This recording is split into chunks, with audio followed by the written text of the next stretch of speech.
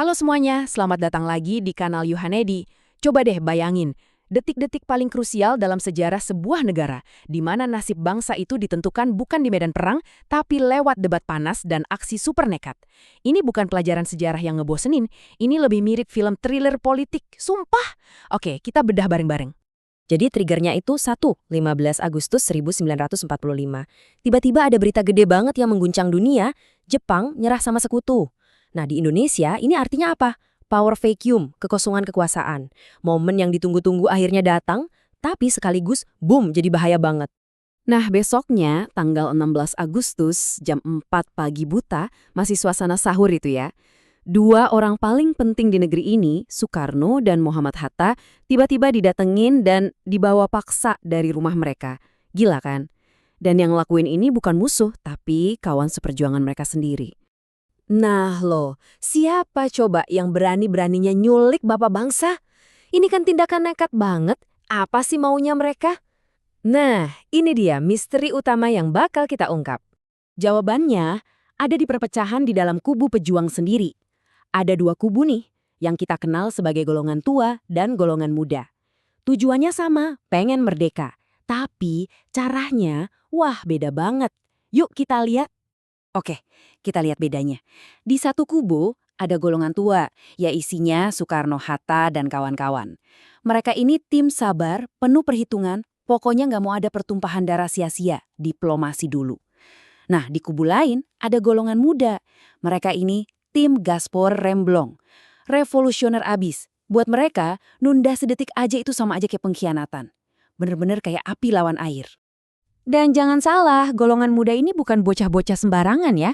Isinya tuh aktivis-aktivis yang pikirannya tajam. Ada Sultan Syahrir yang pertama kali dapat info Jepang kalah, terus ada Wikana dan Sukarni. Mereka inilah otaknya, mesin penggerak dari semua drama ini.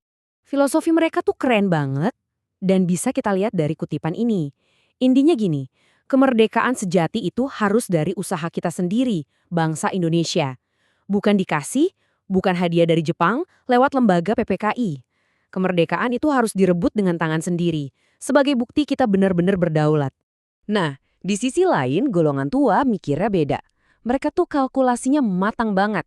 Mereka sadar tentara Jepang di sini tuh masih banyak dan senjatanya lengkap.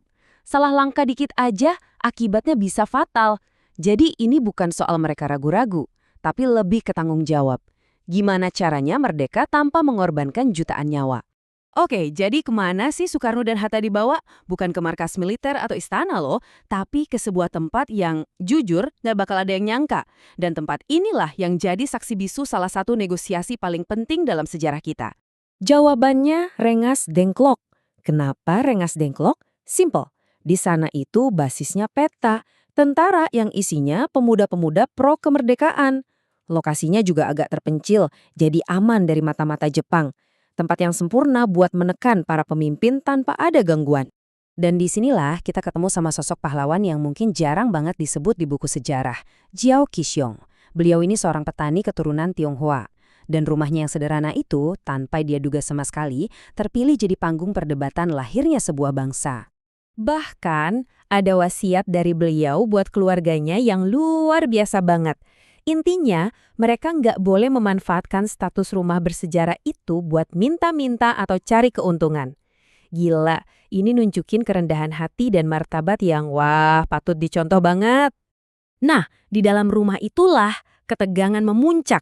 Para pemuda terus mendesak, sementara Soekarno-Hatta tetap dengan perhitungan mereka. Debat panas ini akhirnya mengerucut jadi satu pertanyaan besar. Sebenarnya peristiwa ini tuh penculikan atau pengamanan? Nah, ini dia perdebatannya. Di buku-buku sejarah kita sering dengar istilah penculikan.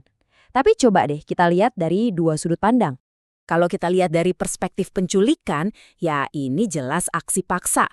Tujuannya buat neken Soekarno-Hatta biar mereka nggak kelamaan mikir dan buruan proklamasiin kemerdekaan selagi momennya pas dan nggak keburu hilang. Tapi ada perspektif lain nih.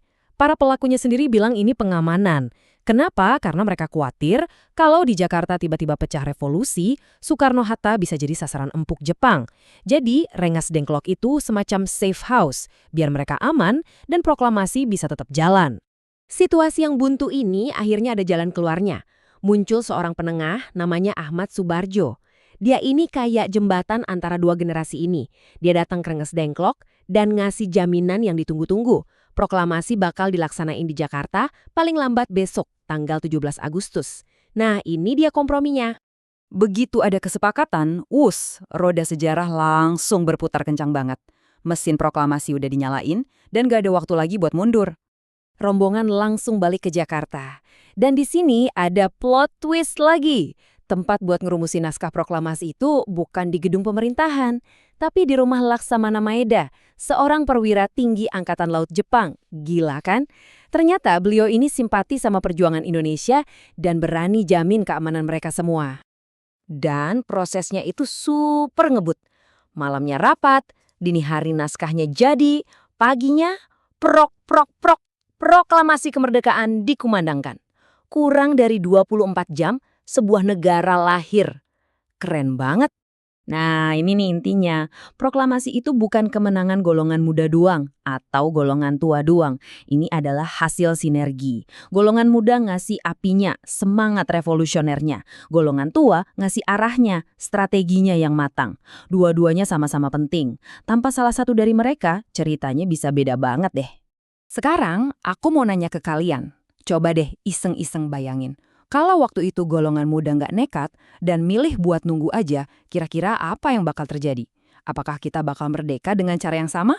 Coba deh tulis pendapat kalian di kolom komentar di bawah ya. Sambil nulis, jangan lupa klik tombol subscribe-nya juga, hehe!